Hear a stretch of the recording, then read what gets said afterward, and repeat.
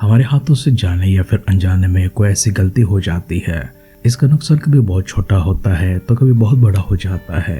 ये सब हमने की हुई गलती के ऊपर निर्भर होता है। अगर हमने बड़ी गलती की है तो नुकसान बहुत बड़ी होती है, अगर हमने छोटी गलती की है तो नुकसान छोटी होती है। यदि वो गलती हमारे विरोध में होती है तो नुकसान हमारी होती है, अगर वही गलती किसी और के विरोध में होती है उनका नुकसान तो होता ही है, साथ में हमें भरपाई भी करना पड़ता है।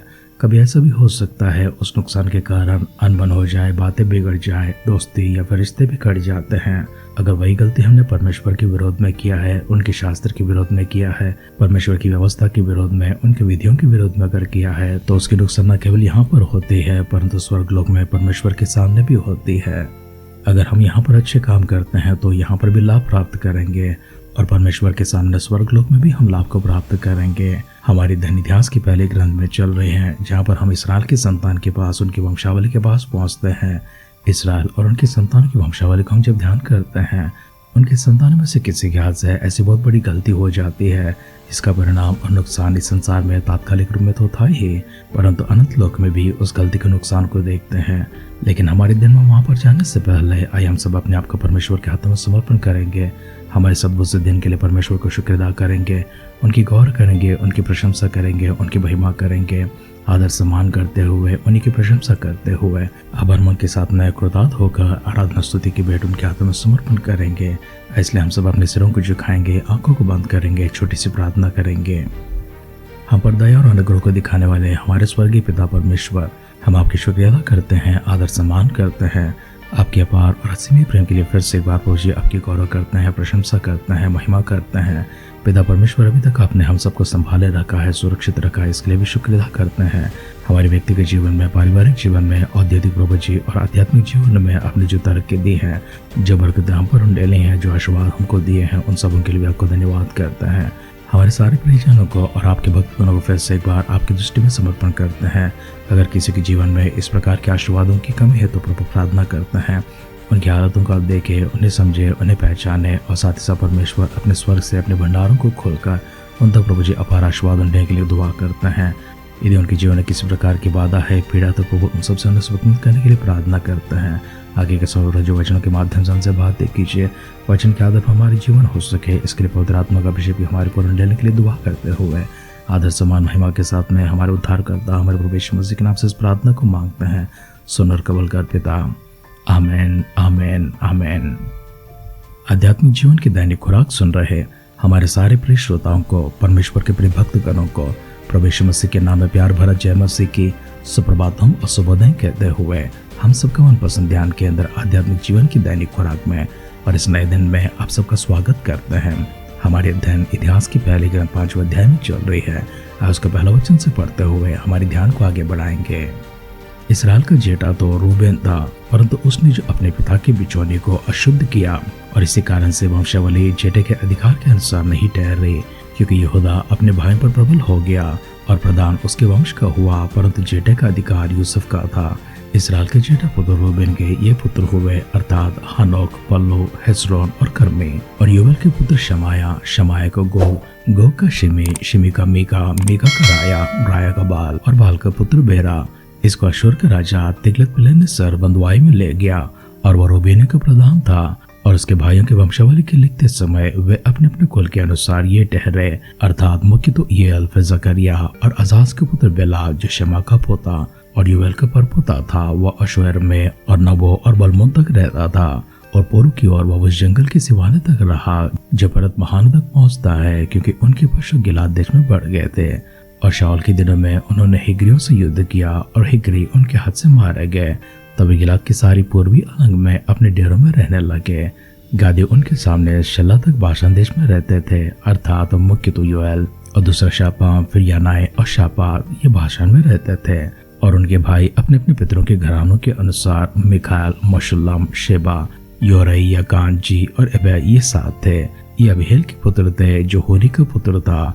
ये योरा का पुत्र जो यलाद का पुत्र और मिकाल का पुत्र। और ये शिशाई का पुत्र, ये यहूदा का पुत्र, ये बोस का पुत्र था।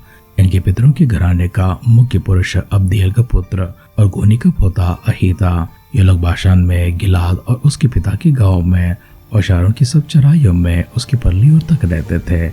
इन सबों की वंशावली यहूदा के राजा योनातान के दिनों और इसराइल के राजा यरोबाम के दिनों में लिखी गई। रूबेनियों, गादियों और मनुष्य के आधे गोत्र के योद्धा जो डाल बांधने, तलवार चलाने और धनुष के तीर छोड़ने के योग्य और युद्ध करने सीखे हुए थे, वे 44,760 थे जो युद्ध में जाने के योग्य थे। इन्होंने हग्रियों और युद्धनापेश और नोदाब से युद्ध किया था। उनके विरुद्ध इनको सहायता मिले और अग्री उन सब समय जो उनके साथ थे उनके हाथ में कर दिए गए, क्योंकि युद्ध में इन्होंने परमेश्वर की दुहाई दी थी और उसने उनकी विनती इस कारण सुनी कि इन्होंने उस पर भरोसा रखा था।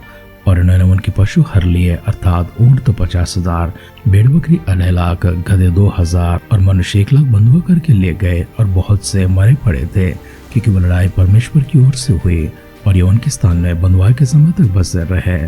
फिर मनुष्य के आधे गोत्र की संतान उस देश में बसे, जब वे बाशान से ले हरमोन और सनीर और हेरमोन पर्वत तक फैल गए। और उनके पितरों के घराने के मुख्य पुरुष ये थे, अर्थात एपेर, यिशै, एलिएल, अजरिएल, इर्मया, होदाया और यदीदियल। ये बड़े वीर और नामी और अपने पितरों के घराने के मुख्य पुरुष थे और उन्होंने अपने पितरों के परमेश्वर से विश्वासघात किया। और इस देश के लोग जिनको परमेश्वर ने उनके सामने से विनाश किया था, उनकी देवताओं के पीछे व्यभिचार की नाई हो लिए।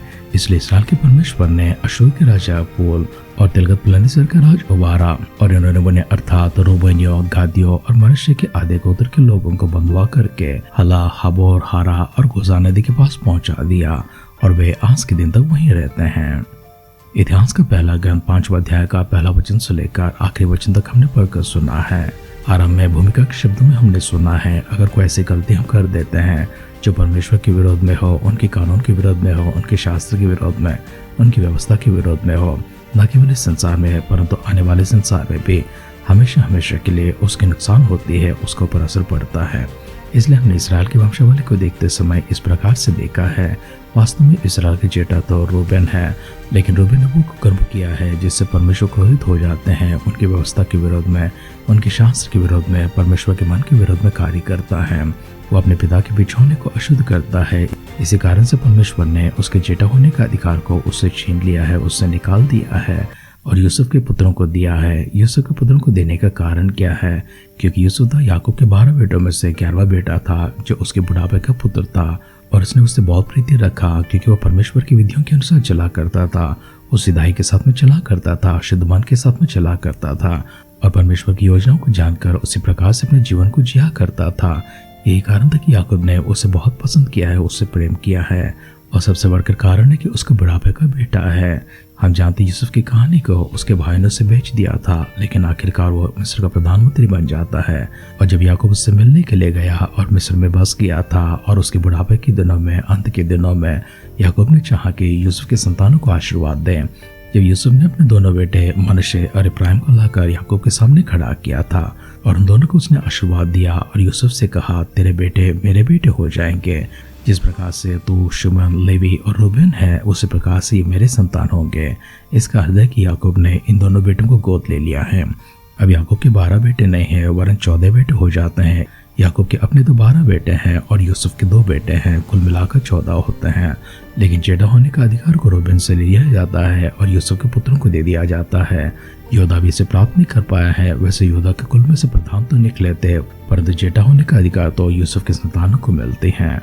अंतिम वचनों की हमारे ध्यान को जब लेकर जाते हैं, रूबेनी, गादी, मनुष्य के आधा गोत्र के लोग योद्धा हो चुके हैं और वे डाल बांधने में, तलवार चलाने में और धनुष की तीर छोड़ने में योग्य और युद्ध करना भी सीखकर उस योग्य हो चुके थे।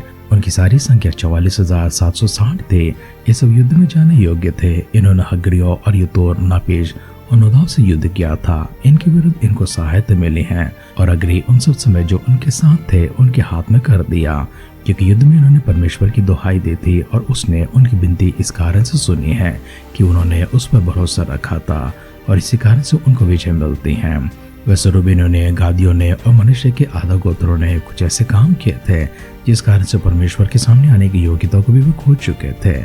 फिर भी उन्होंने परमेश्वर पर भरोसा रखा है और इसी कारण से परमेश्वर को जो पुकारते हैं, परमेश्वर ने इनकी प्रार्थना को सुनी है और युद्ध में उनको विजय दिया है। वचन सुनने प्रियजनों, आज के दिन में हम लोग दो विषयों को देखते हैं। सबसे पहली बात, गलती करते हैं तो उसके परिणाम को यहाँ पर भी अनुभव करते हैं, वहाँ पर भी अनुभव करेंगे। दूसरी बात, परमेश्वर के ऊपर भरोसा रखते हुए अगर हम प्रार्थना करते हैं, परमेश्वर इस कारण से हमारी प्रार्थना को सुनते हैं। भले हमारी योग्यता नहीं है कि परमेश्वर हमारी प्रार्थना को सुने, क्योंकि हम अपराधी हैं, हम पापी हैं, फिर भी परमेश्वर, क्योंकि हम उनके ऊपर भरोसा को रखते हैं और उनका जो अपार प्रेम है, असीमित प्रेम है, उस कारण से वे हमारी प्रार्थना को सुनते हैं और उसका उत्तर भी देते हैं। इसलिए अपने आप को परमेश्वर के हाथों में समर्पण करेंगे, अपनी आंखों को बंद करेंगे, सिरों को झुकाएंगे। परमेश्वर जो हमें योग्यता प्रदान करते हैं, जो हमें काबिलियत प्रदान करते हैं, और अपनी धार्मिकता, अपनी नीति के अनुसार हम सबको परमेश्वर फिर से एक बार अपनी प्रेम और अपनी क्षमा पिलाते हुए, हमारे अपराधों को, हमारे गुनाहों को क्षमा करते हुए खुदा के संतान होने की योग्यता जो उनकी ओर से हमें मिलती है, उसी कारण से परमेश्वर के सामने जाते हुए एक मन होकर, एकजुट होकर छोटी सी दुआ करेंगे। पिता परमेश्वर, हम धन्यवाद करते हैं, स्तुति प्रशंसा महिमा करते हैं, आभार मन के साथ में एक और बार इन शब्दों के लिए आपको धन्यवाद करते हैं। आप परमेश्वर हमारी प्रार्थना को सुनते हैं, इसका आश्वासन हमें देते हुए फिर से एक बार आपके भरोसे की ओर हमें आकर्षित किया, इसके लिए आपको धन्यवाद करते हैं। प्रभु हमारी प्रार्थना को सुनिए और उनका उत्तर दीजिए। हमारी गलतियों को, हमारे गुनाहों को, हमारे अपराधों को पूरी तरह से प्रभु जी क्षमा करने के लिए प्रार्थना करते हैं। आगे सब प्रभु जी सारा भविष्य अपने हाथों में लेकर आते हैं। हम सबको संभालिए। प्रभु यीशु मसीह के बादलों की आगमन विलंब होगी। कल सुबह फिर से एक बार हम मिलकर आपकी स्तुति करने, आराधना करने, हम सबको सजीवों की संख्या में, भाग्यवानों की संख्या में संभाले रखे। अगर ऐसा होता, प्रभु यीशु मसीह के बादलों के आगमन में हम सबको शामिल करने के लिए दुआ करते हुए, प्रार्थना पिता आपने सुनी, इसके लिए धन्यवाद करते हुए हमारे उद्धारकर्ता, हमारे प्रभु यीशु मसीह के नाम से इस प्रार्थना को मांगते हैं। सुन और कबूल कर पिता। आमीन, आमीन, आमीन। जो वचन आज परमेश्वर हमारे पास लेकर आए हैं, उसके आधार पर हमारे जीवन हो सके और शुद्धता के साथ, खराई के साथ और पवित्रता के साथ चलने के लिए परमेश्वर अपनी आत्मा का अभिषेक हमारे ऊपर उंडेले। प्रभु यीशु मसीह की बादलों के आगमन के लिए सिद्धता के साथ में आगे बढ़ाते रहे और न केवल इस संसार में परंतु आने वाले संसार में भी परमेश्वर की महिमा योग्य हमारी बढ़ोतरी हो सके, हमारी उन्नति हो सके और परमेश्वर की गौरव हो सके। इस प्रकार से चलने के लिए परमेश्वर अपनी आत्मा का अभिषेक आपके ऊपर भरपूर से उंडेले। हमारे सिद्ध और कामना के साथ आज के ध्यान की पर समाप्त करते हैं। आप सुनते रहिए, सुनाते रहिए आध्यात्मिक जीवन की दैनिक खुराक। कल फिर मिलेंगे। अपना ख्याल रखिए, अपनों का ख्याल रखिए, दूसरों का भी ख्याल रखिए। God bless you.